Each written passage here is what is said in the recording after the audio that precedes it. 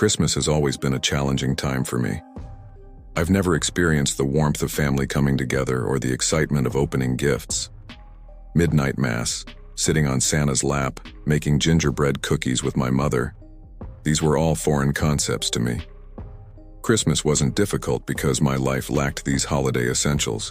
Instead, it was haunted by the memories surrounding that annual celebration, reminders of what I went through and what I witnessed. It all began when I was 6, living with my mother in a small house on the edge of town. My father was absent, just a hateful name on my mother's tongue.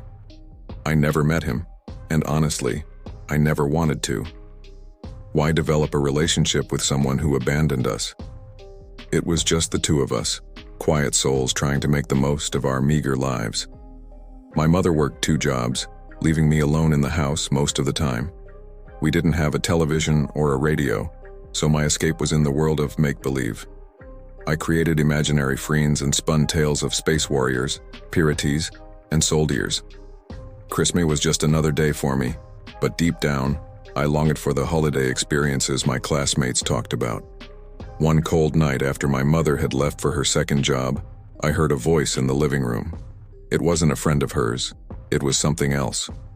A mysterious hand, dark and charred, extended down the chimney, inviting me to Christmas land, a place of perpetual snow, dazzling trees, and magical lights. Desperate to experience the joy of Christmas, I agreed. I grabbed the hand, and a jolt of icy wind surged through me. Darkness surrounded us as we ascended the chimney, but when we emerged, I found myself falling toward a nightmarish landscape.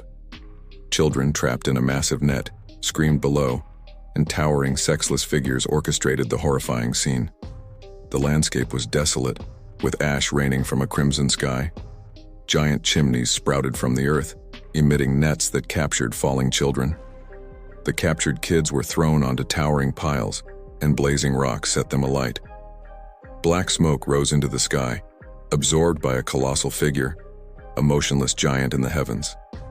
I fell into one of the nets, landing on a heap of struggling children.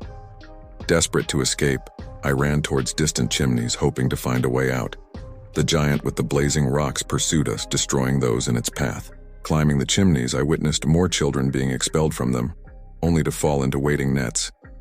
As I reached the top, chaos ensued. The colossal figure in the sky opened its eyes, triggering a cataclysmic event. Reality shook, and the world seemed to end and be reborn. I fell back into darkness, and when I awoke, I was lying on a road surrounded by emergency responders and concerned onlookers. I was covered in blood and ash, my clothes tattered. Confused questions and advice bombarded me, but I couldn't comprehend what had happened. My mother, tearful and relieved, embraced me when I was released from the hospital. I never fully recovered mentally from that night, haunted by the inexplicable horrors I had witnessed.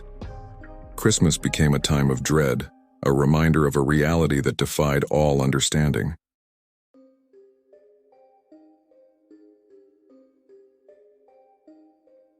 During my childhood, my dad was notorious for going all out with our Christmas lights.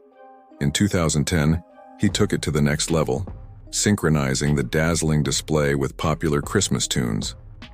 A snowy night set the scene, making it a winter wonderland, though not the most inviting weather for onlookers. Despite the chill, a few spectators lingered. Among them, a woman left after a brief admiration, but a man remained, captivated by the festive glow. His lingering presence raised our eyebrows, and as the night progressed, the snowfall intensified. Dad decided it was time to pull the plug, literally ending the Christmas spectacle. As I peeked out my window later, the man, unfazed by the darkened display, stood on the sidewalk. Bewildered, I summoned my dad. Puzzled, we speculated on his strange behavior, deciding to ignore him.